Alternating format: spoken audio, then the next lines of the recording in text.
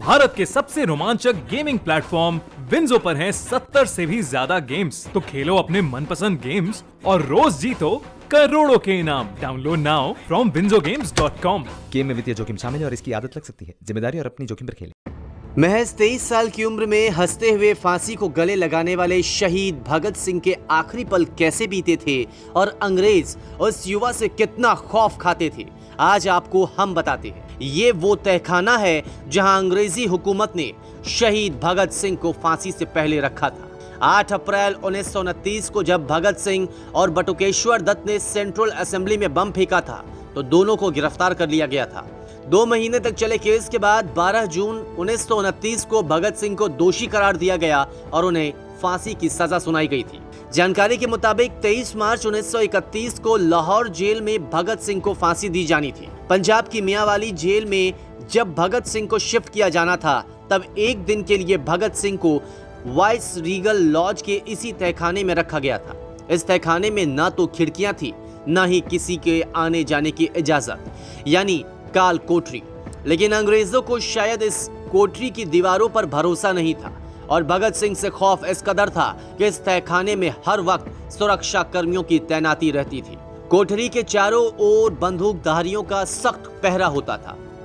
23 मार्च 1931 को भगत सिंह, सुखदेव और राजगुरु को लाहौर के सेंट्रल जेल में फांसी दी गई थी। लेकिन अंग्रेजी हुकूमत भगत सिंह से किस कदर डरती थी, इसका खुलासा आज हम आपके सामने करने वाले हैं। इस वक्त हम एक तहखाने में मौजूद है। ये तहखाना दरअसल दिल्ली यूनिवर्सिटी में पड़ता है और इस तहखाने में ऐसा बताया जाता है कि जब 1929 में अप्रैल में सेंट्रल हॉल में भगत सिंह और बटुकेश्वर दत्त ने जब सेंट्रल असेंबली में जब बॉम्ब फेंका था, उसके बाद जब उन्हें पंजाब के मियांवाली जेल में शिफ्ट किया जा रहा था तो एक दिन के लिए दिल्ली यूनिवर्सिटी में बने इस तहखाने में भगत सिंह को रखा गया था। आप देख पा रहे हैं तमाम जो निशानियां हैं वो यहाँ पर मौजूद हैं और इसमें साफ साफ अगर आप देखें यहाँ पर तो इसमें लिखा हुआ है कि 8 अप्रैल 1929 को भगत सिंह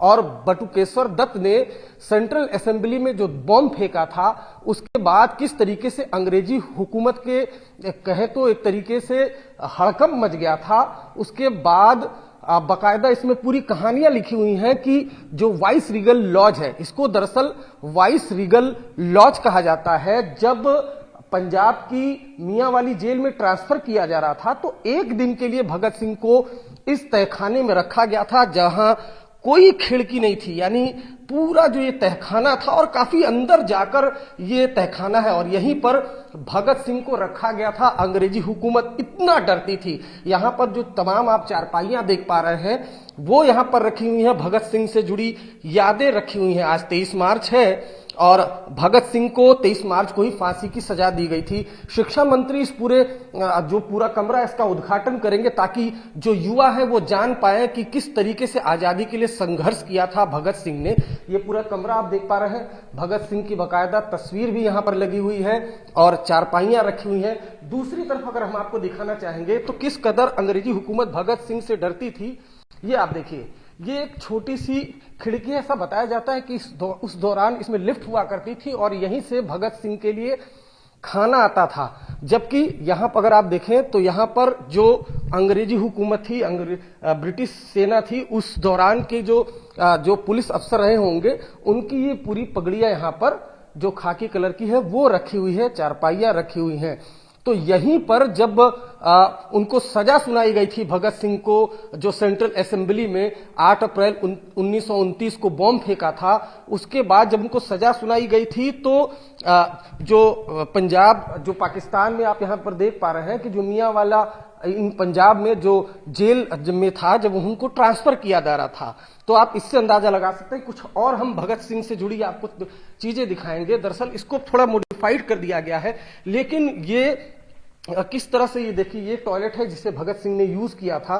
तो पूरी तरीके से रेनोवेशन किया जा रहा है इस कमरे का और कहीं ना कहीं जो युवा हैं, आज की पीढ़ी है, उनको ये बताने और जताने की कोशिश है दिल्ली यूनिवर्सिटी की तरफ से कि जब आजादी का संघर्ष हो रहा था तो भगत सिंह ने कितना संघर्ष झेला था, अंग्रेजी हुकूमत किस तरह से उनसे डरी हुई थी। ये पूरा तहखाना अगर आप देखें तो काफी ऊपर जाकर, ये कुलपति का ऑफिस भी है, वॉइसरॉय लीगल इसको कहा जाता है, लॉज कहा जाता है, लेकिन अगर आपको दिखाएं तो इस तहखाने के बारे में हमको दिखाएं, आप ऊपर चलते चले जाएंगे सीढ़ियों से तो ये ऊपर काफी जाता है और इसके नीचे जाकर जहां हमने जो आपको कमरा हम दिखाया है भगत सिंह, वहीं एक दिन के लिए उनको ठहराया गया था, काफी जाकर अंदर, और वहीं पर किसी को आने जाने की मनाही थी, भगत सिंह से किसी को भी मिलने नहीं दिया जा रहा था और यहां पर ठहराया गया था और यहीं से फिर उन्हें मियां वाली जेल जो पंजाब पाकिस्तान में पड़ता है वहां पर ले जाया गया था। अब यूनिवर्सिटी प्रशासन ने इसे भगत सिंह स्मारक का नाम दिया है। इस तहखाने में भगत सिंह की तस्वीरें, चारपाइयां, अंग्रेजों के सिपाहियों की वर्दी रखी हुई है जो हर वक्त भगत सिंह पर नजर रखते थे। भगत सिंह से जुड़ी किताबें भी यहाँ पर मौजूद है। दिल्ली यूनिवर्सिटी के कुलपति प्रोफेसर पीसी जोशी का कहना है कि हम भगत सिंह से जुड़ी इस याद को सहेज कर रखना चाहते हैं ताकि इस तहखाने को देखकर आज के युवा जान सकें कि आजादी के लिए भगत सिंह को कितनी यातनाएं दी गई, कितना कुछ झेला है आजादी के परवानों ने। हमारी ये जो पीढ़ी है, वर्तमान पीढ़ी है, ये इन शहीदों को याद रख सकें। हम दिखाना चाहते हैं कि किस प्रकार की घोर यातनाओं में हमारे अमर शहीद रहे थे। एक नीचे कक्ष है तहखाने में जो कि बिल्कुल बंद है चारों तरफ से, जहां शहीद भगत सिंह को रखा गया था। तो आज से हम उसको अपने विद्यार्थियों के लिए क्रमवार शुरू करने वाले हैं। तो सर इसका उद्घाटन वगैरह भी होगा? हाँ, इसका उद्घाटन माननीय शिक्षा मंत्री श्री रमेश पोखरियाल निशंक जी करने वाले हैं। आज इसका उद्घाटन होगा क्योंकि आज 23 मार्च है जो शहीद दिवस भी है, तो आज ही के दिन हम इसका शुभारंभ करने वाले हैं। नई पीढ़ी भगत सिंह के विचारों से जुड़ सके इसलिए 2016 में इस जगह को छात्रों के लिए पहली बार खोला गया था। हालांकि अब यहां पर आम लोग भी आ जा सकते हैं। ब्यूरो रिपोर्ट, दिल्ली तक।